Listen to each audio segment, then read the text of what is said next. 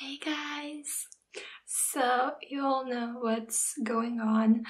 I just reached 1000 subscribers. Well, technically, I reached 1000 subscribers last week and I should have filmed this way earlier, but it took me 300 years to put on these lashes because I wanted to be a pretty girl for you all.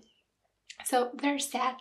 But anyway, I am over the moon. I am so unbelievably grateful for this. I never thought this could happen. You motivate me to work so much harder. It's amazing. And I can go on and on and on about how happy I am, but I'm sure you'd rather just have me answer to all of the questions that you left either in the comments or on Snapchat or on Instagram. So let us begin. I am going to go a bit off script here because there are two of my most asked questions that I need to formally address. The first being, what is my accent? And in addition to that, where I'm from. Now, I am from Romania and I currently reside in the part of Romania that doesn't have a particularly thick accent. So I never noticed I had one until you pointed that out. And, while I believe that part of my speech pattern was influenced by the Romanian language, I also think that my accent is a mixture of all the types of English that I was taught during the years. I mean, when I was in middle school and in high school, I was taught British English, and well, all the media that I consume, whether it's music or movies, has been in American English because we don't get a lot of British or Australian TV shows around here. So I think it's a combination of all those factors. It's not all Romanian accent, if that makes any sense. Now, the second question is how old I am. Now, I am what you might already consider an old lady. I am 23, I just turned 23 in May. So now let's move on to the official questions, which I have all on my phone. Now, Mr. Dill666 asked, do you ever feel embarrassed doing ASMR? Well, let me tell you something, Mr. Dill666. Growing up, I used to have braces and acne and frizzy hair on top of that. Now, I really don't think that I get embarrassed from anything anymore. I have the confidence of a 60-year-old man with a bald patch. And also, ASMR is just so much fun. I really don't think that I could ever feel embarrassed doing something that I love. Next question is, if you could collab with any other ASMR artist, who would it be? Now, I would really love to collaborate with Articulate Design, mostly because I really love his accent. For real though, I could just watch him read the back of cereal boxes and I would still be entertained. Also, I think it would be such an unlikely pairing because he seemed like the sweetest person in the whole wide world, and he's like the Bob Ross of ASMR. He just seems incapable of having a bad thought or speaking ill of anyone. And on my channel, I'm just so mean and sassy and bitchy, and it would just be like a really weird combination of people if we actually were to collaborate. I know, it would break the internet. And other than that, I would love to collaborate with either Isabel Imagination or Phoenician Sailor, because I think they have such great production value to their videos. And I would just love to see what's behind the scenes and how they work, and I really think that I would have a lot to learn from them. So the next question comes from 11moo, who asked me, what should I name my firstborn? Now listen up kids, because ASMR is my first passion, but baby naming is my second one. So in case you only want to have one child, I suggest you go for something really impactful, such as Satan if your firstborn is a girl, or Failure if it's a boy. Also, if you want to have more than one children, or in case you're having twins, I suggest something that works as a team. For instance, I would definitely go for Adam and Sandler, or in case you prefer more gender-neutral names, Shrek 1 and Shrek 2. Next up, Halcyonic asks me, do you have any least favorite triggers? Triggers per se, I don't have any, but I feel like there are some sort of mistakes that ASMRtists fail to correct that kind of irk me. For instance, when you have page flipping videos and the person making them fails to recognize that some people might listen to their video with headphones, say when they are in bed and trying to fall asleep, and you are just met with the loudest noise. It just pulls you out of that peaceful mindset. And also the next thing is, well, it's very far from a trigger, but when ASMR artists have those unskippable ads before their video, I mean, that's not much of an issue when you are watching videos on your computer, but say when you're on your phone, it takes you out of that experience, having to sit for 4 seconds and watch a stupid ad on Coca-Cola or whatever. And I get it that some people use their ASMR and YouTube account to generate income, but I feel like there's other ways to do that, and I really don't like those ads.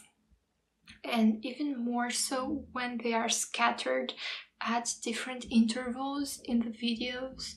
That just... oh, the nerve. The next questions come from the Greg Dog, and they asked a whole bunch of them. First off, how did you first discover ASMR? Well, the first time I experienced ASMR, I was very little. I was 4 or 5 years old, and one of my friends just learned how to do a Dutch braid. So being the person with the longest hair in my peers group, because even back then I really didn't like getting a haircut, she would always braid my hair. I mean, I would go out to play with really messy frizzy hair and I would return with a fucking Dutch braid. So yes, it was very enjoyable for me somehow. I would always get those tingles around my neck, going down my spine. It was really awesome. And growing up, I thought that I would get to revisit that feeling when I would go to the salon to get my hair trimmed and styled. But somehow it never happened. Then, I think 2 or 3 years back, I was suffering from a really bad case of insomnia, and somehow I stumbled across one of Veni Volpe's videos. It was the salon roleplay, and it gave me the same feeling I had when I was a little girl getting my hair braided, and I just fell in love with ASMR, I can say that. And now, even if I don't get tingles, I really think that ASMR is really awesome in case you need to get into that concentrated mindset, in case you need to perform a task, do homework or whatever, or in case you just need to not think about your problems for a couple of minutes. The next question is, what made you want to start an ASMR channel? Now, to be perfectly honest, I don't remember what made me want to start an ASMR channel. I used to have, and I still have, a makeup channel that isn't doing too well, and part of me thought that maybe, hey, maybe makeup isn't really my thing, because I wasn't looking too comfortable doing makeup. So I thought, why not? Maybe I should change and do something else on YouTube. And my initial thoughts were either ASMR or BookTube, but I don't read enough YA novels to be relevant on BookTube. So I said, why not ASMR? I really love watching ASMR, so it might be fun creating my own content as well. And I started somewhere in September or October. I picked out a name and a slogan, and I was like a really bad copy of ASMR Darling. My name was ASMRvelous, and my entire slogan was that I would come on and be like, hey, it's ASMRvelous. It was really bad. I didn't create any videos back then, because, you know, actually starting is the harder part. And sometime in February I came across a video that I found profoundly weird. It was something along the lines of best friends put you to sleep. And I thought, in what universe would a best friend actually do that? And I'm not shitting on you in case you're an ASMRtist and you do those kinds of videos, like you are the backbone of this industry. But I just found it that it wouldn't be something that a best friend of mine would do. So that's why I came up with best friend helps you get rid of a hickey, because that seemed a bit more appropriate, and obviously it caught on and I started doing more and more outrageous stuff. Now the next question is, would you ever collaborate with other ASMRtists? And the answer is yes. I think we have already established who my dream collabs would be. And obviously I really wish there were more Romanian ASMRtists so I could do like an in real life collaboration when we interact with each other. What ASMRtists do you watch? Well, my all-time favorite is Miss Bonnie Whispers. She has the cutest personality and her voice is just chicken noodle soup for the soul. And other than that, I really like Corona Satori's videos, especially the funnier ones when she's like the Tumblr obsessed friend or the crazy aunt or the scammy sketch artist. Gibby's cosplay videos are always on point. Olivia Kisper has an amazing accent and she has the most relaxing videos. And also Scottish Murmurs, because why not? Who wouldn't want to watch Rose Tyler do ASMR? Next question comes from Snapchat from Alejandro. And he's asking me if I do drugs. Now, the answer to that is no, I do not actively participate in drug use. But my general rule regarding drugs is to say perhaps to them. For instance, if somebody offers you meth or crack or PCP, my best advice would be to say no thanks to those, but everything else is fair game. It only depends on how prone to addiction you are. For instance, there are people who get addicted to alcohol, cigarettes or fast food all the time, and I don't think that they are any better than the people who sometimes smoke weed or sometimes drop acid. So I think that nothing is really inherently bad. You just have to be careful about the quantity you choose to consume that certain stuff. So yes, say perhaps to drugs, kids. The next questions come from Instagram, and these are shapes, which by the way is a very difficult username to pronounce if you don't have the appropriate spaces between the words. And the first question is, if you could pick a different first name, what would it be? I have honestly never thought about that. To be honest, I think I would pick something that sounds mystical and weird, like Vivica or Countess Bucci Flagrante. Imagine walking into the room and going like, it is Countess Bucci Flagrante. What are your biggest pet peeves? Now, I don't get annoyed easily, but my biggest pet peeve has to be when you are waiting in line to get on the bus and the person in front of you just gets on and then stops in front of the door. Just that stops in front of the door and doesn't move.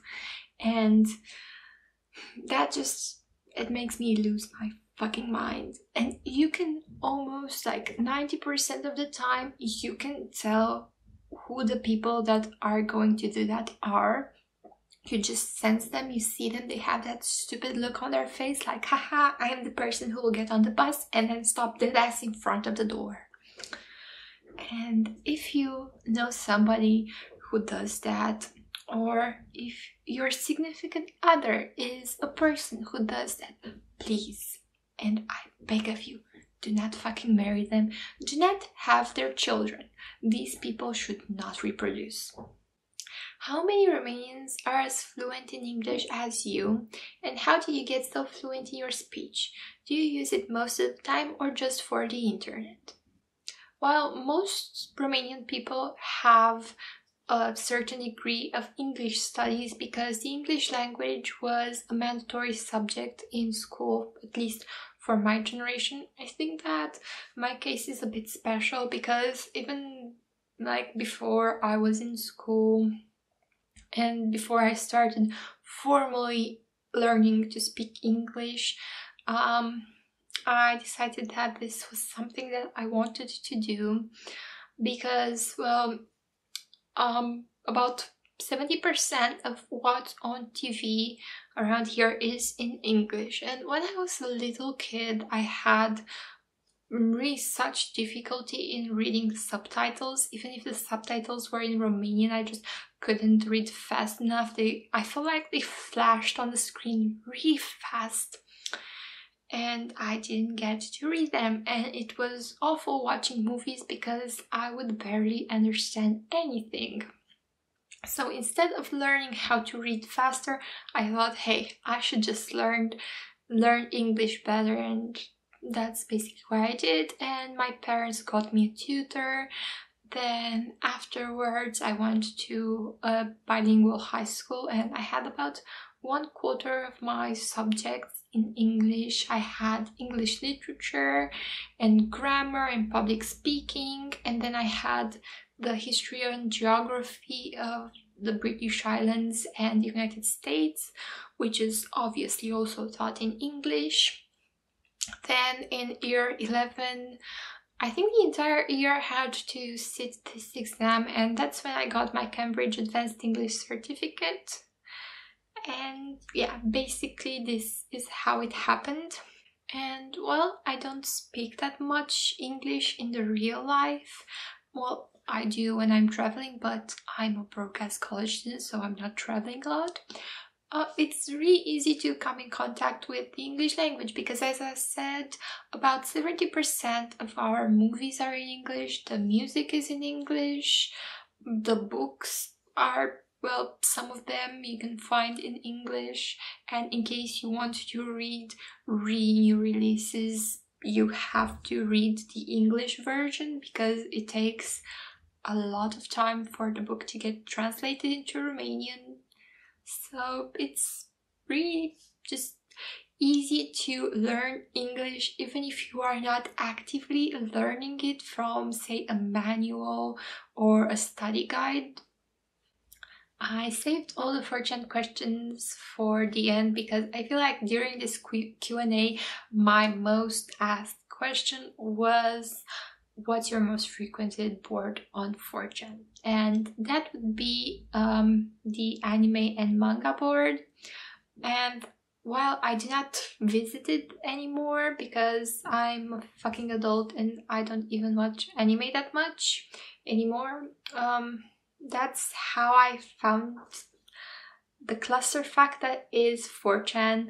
Back when I was a teenager, I was really into the weeaboo lifestyle, and all my friends were fucking weeaboos. and they basically introduced me to everything that is 4chan, and afterwards I think I kind of grew out of it and moved to Tumblr, and now I'm super into Reddit, and God knows what other cancer I'd be into in 5 years time. So there's that. So in the end, I have been asked to settle the score and pick whether I am Team Moot or Team Hiro, and I am obviously picking Daddy Moot because, well, while he's a sellout, I basically missed all the important events regarding Hiro. I couldn't care less about the creation of the original chan boards, and basically when I joined the 4chan bandwagon, Moot was still enjoying his celebrity status. And afterwards, when 4chan got sold and Hiro became the new proprietor, I basically missed that altogether because by that point I hadn't been on 4chan for at least a couple of years. So there you have it. That was all for today, and if you liked this video, then you should probably check out the other shit that I make as well. Thank you so much for watching until the end and for leaving all your questions. Bye bye!